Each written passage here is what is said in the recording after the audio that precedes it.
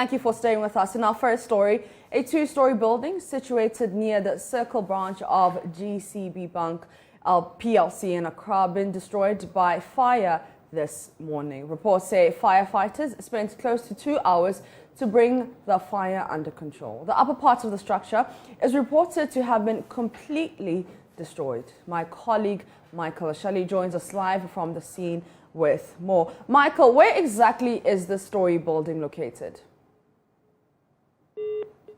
All right, it seems like we have lost Michael, but he's to bring us an update on a two-story building situated near the Circle branch of GCB Bank PLC in Accra that has been destroyed by fire.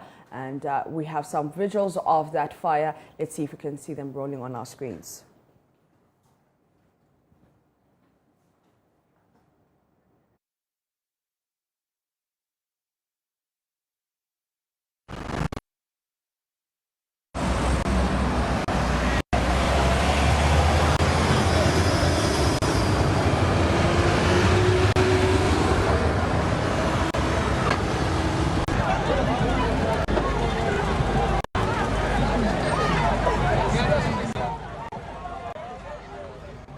All right, let's go back to my colleague, Michael Ashali. Michael, where exactly is the Storey Building located? Yeah, so at the moment, what's left of the building is, it's a two-story building, I must say.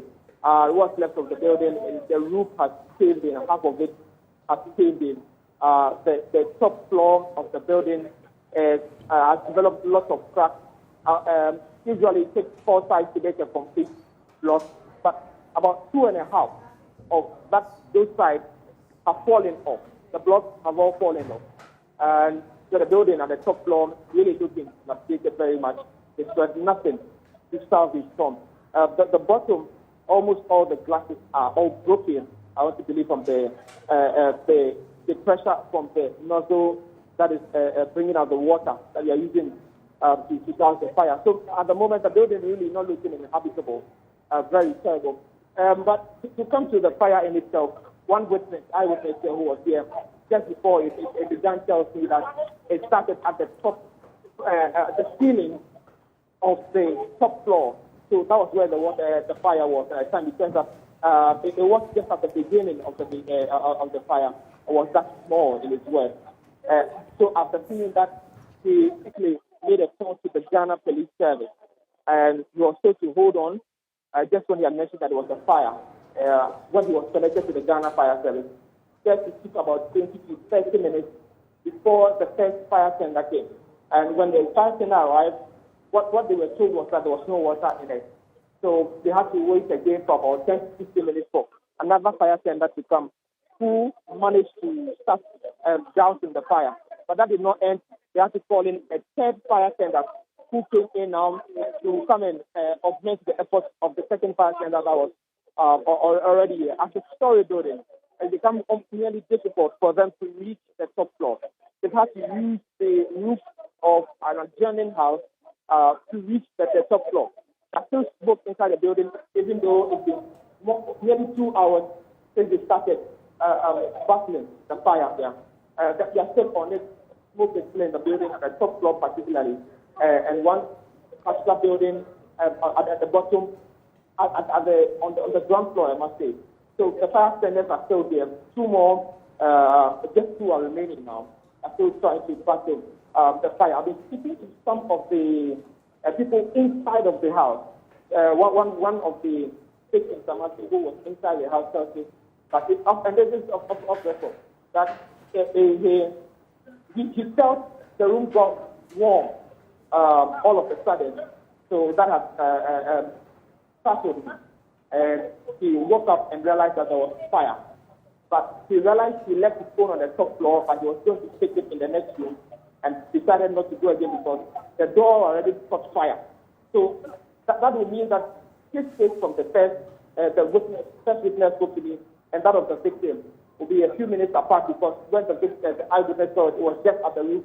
But the victim inside the building tells me he saw it inside of the house. So he didn't go for his phone, run out, went to get his grandmother. He tells me at the time he was running out, he was just in boxing. He was just in shorts, no proper clothing, and ran out without slipping. stayed for almost all the occupants of the house. There were about 5 at the time, including one very old woman, some mother. At the moment, I can tell you that nobody was harmed, nobody was saved from the fire. Every single one escaped the inferno.